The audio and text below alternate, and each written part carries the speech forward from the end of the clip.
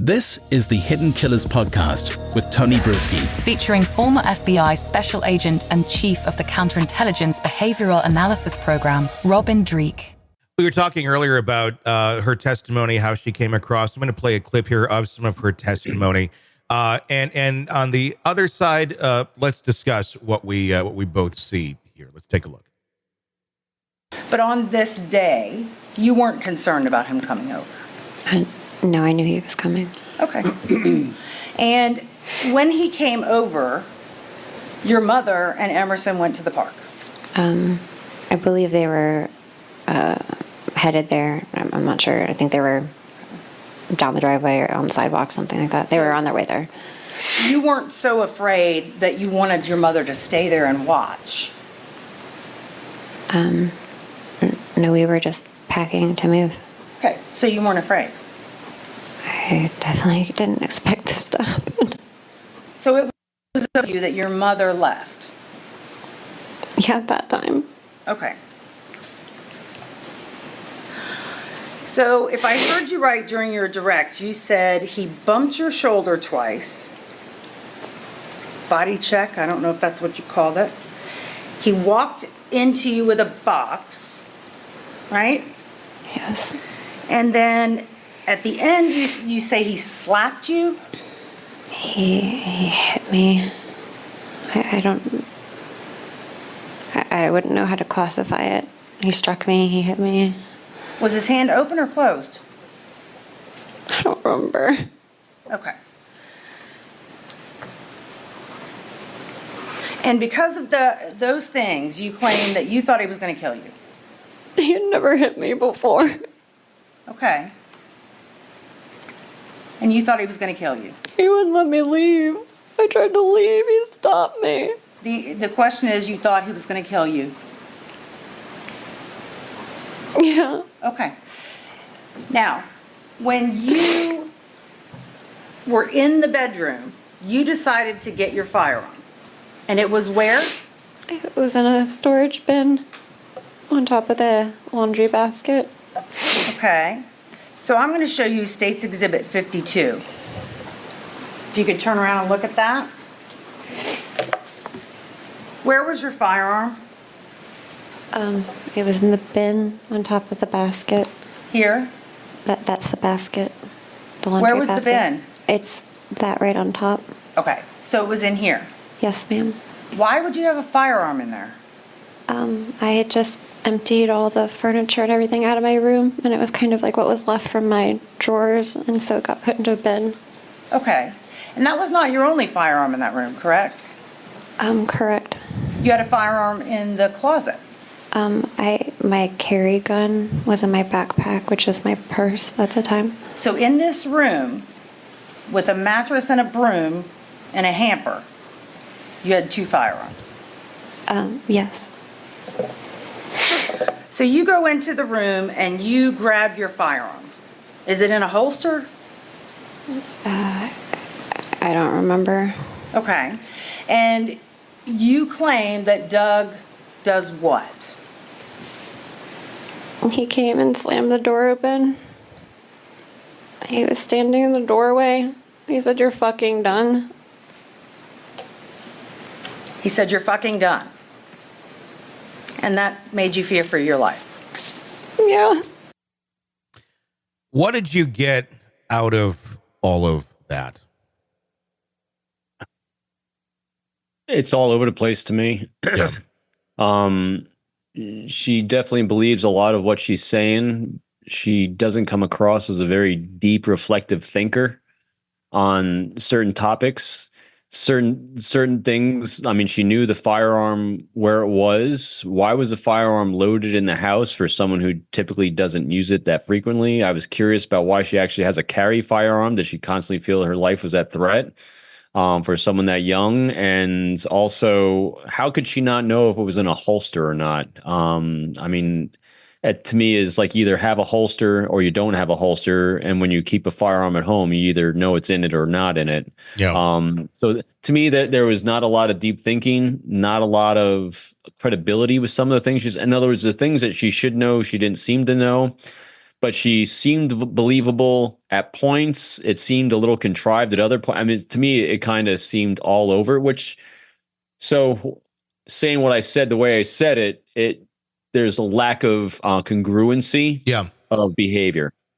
Lack of congruency, whether she's truthful or not, does not come across as very truthful and trustworthy. I agree. It feels to me like she went down this path. I'm going to guess it was impulsive. I don't really think that she was necessarily sitting there planning to kill him.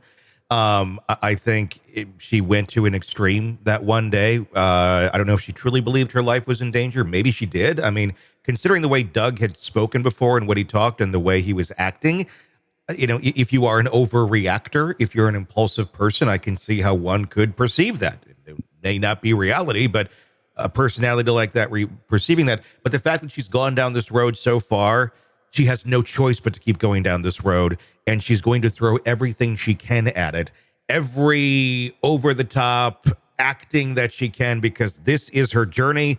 There's no turning back. And I think that's what sunk her more than anything, is if she had just been a little more authentic and not...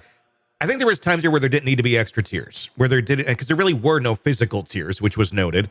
But the over-the-top of going from very just, I can't speak to, oh yeah, that was over there. That's not how emotions work. Like it's very telling. I know, and at the same time, the part that keeps tugging me back also on this though is those are, the inconsistencies, the incongruencies can also be from trauma triggered responses as well. So you see how it kind of tugs you all over the place, and what do you do with it? So and that's why when you're left at the end of the day, when you're being tugged all over the place as a juror, as someone like us analyzing, is, well, what was the end result? The end result was someone lost their life at your hands. And so I think that's why we don't have a murder conviction. We have a manslaughter conviction, because she was just all over the place. And I think everything we're saying is accurate.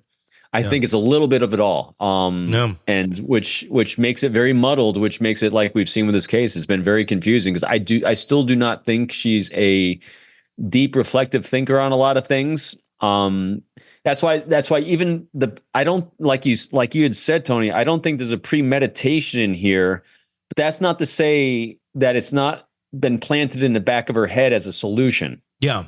There's a whole difference here, so when we get into high stress moments and we hit fight or flight, the things that we react to and how we react to them will go to things that might be in the back of our brain. Yeah. So somewhere another, in other words, when you are confronted with stress, you're going to problem solve through that stress with the only things that you've thought of before, because contemplating and cognating thoughtfully in the moment isn't there. Mm-hmm. You're reacting to the stress of that moment. As she said, she kind of said she feared for her life-ish. Yeah. And she was fearful is another way is a good way to say it. She was fearful. She hit fight or flight is what it sounded like in that moment. Yeah.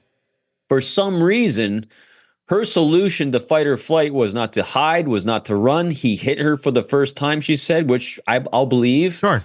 And her solution was to shoot him. Yeah. Where'd that come from? Mm-hmm. That was put into her brain somewhere as a solution that was either talked about, discussed, she saw it. That's why I keep going back to the mother. That just doesn't pop into someone's brain.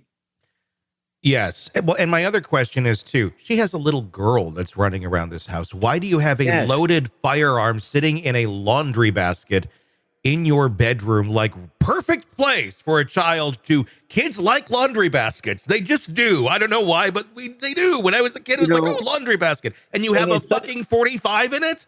Loaded? And it's such a good point, Tony, because so this is a loaded firearm with most likely a round in the chamber. Yeah. So let's draw upon what we witnessed from the Donald Trump assassination attempt. Yeah. What we saw from, the highly criticized Secret Service personnel that jumped on Donald J. Trump to protect him. In the few moments after that, where they now are escorting him to the car, many people have been jumping on one of the female Secret Service agents that had a hard time reholstering her gun. Mm-hmm. The reason behaviorally she was having a hard time reholstering her gun in that moment, because she was in fight or flight. When we were in fight or flight, our dexterity, flees. That's why we rely on training to react and do the things in those moments through those repetitions that we have, those life reps, because we will revert to life reps. Cops that are first time doing a car stop that see something that goes awry, they're gonna freeze. Cops that have seen something on a car stop for 100 or 200 times are going to do something completely different because they have exposure, because they have reps, because they have practiced in this. And so to that point, what I'm saying here is that this gun, in my estimation, had to have been loaded with a round in the chamber. Yeah. Because I do not think in a fight or flight situation, as she's describing, she would have had the dexterity, the thoughtful wherewithal to take a magazine that obviously must have been loaded it into gun, and then racked the gun so there's a round in the chamber, and then fired. So this gun was sitting in the house, like you said, easy access with a round in the chamber. With a small child wandering around. With a small child at home. Yeah. Why? I mean, to take the murderer out of it, it's like, what's wrong with you? Why would you do that? Yeah. I mean, especially these people were into firearms. It wasn't like, oh, let's go get a gun and we have no idea what we're doing with this thing. They were like big into firearms, both of them. And I think it says a lot too. I mean, again, we go back to look at the pattern here. They got married within 13 days. She's always carrying around a firearm. I mean, there's talk of Doug's cousin the first time they met at a political event. She pulls a gun out of her bra. These are people who there's a level of paranoia here, I think, as well. And I didn't mean to interrupt you on that one. So here I am, I'm retired FBI. Yeah. I am actually legally able to carry, because I maintain my firearms proficiency. I go for my qualification once a year. I can carry a firearm concealed anywhere in this country all the time. Yeah. You know how often I do that? Not a lot. Not a lot. Yeah. Extremely rarely. Because why? Yeah. I mean, it's for a large part. I mean, it depends on where I'm going, what I'm doing. I always assess situations, who I'm with, and those kind of things. But by and large, why? And, I've been authorized to carry a firearm for a large part of my life. I've never had to draw it on a human being. It's very rare. It's not all that frequently that people do it. Yet, for some reason, she felt so compelled that she had to have one, and not just have one on her, but with a round in the chamber in the house. If you're going to do that, the level of safety and proficiency you need to feel safe and secure in your house, as well as the other people that are coming in your house, has to be really, really high. Yeah. I mean, even in my own house with my kids, when, I had to have firearms at home.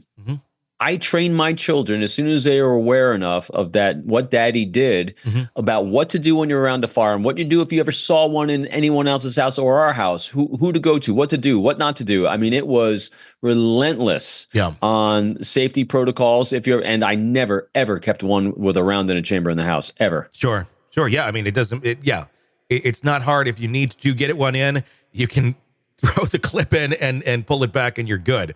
To have it right there the way that she did, really, you can just pull the trigger and it goes off. That's nuts. With a small child right there. Well, it's dangerous, and now we saw the result of it. Yeah, without a doubt.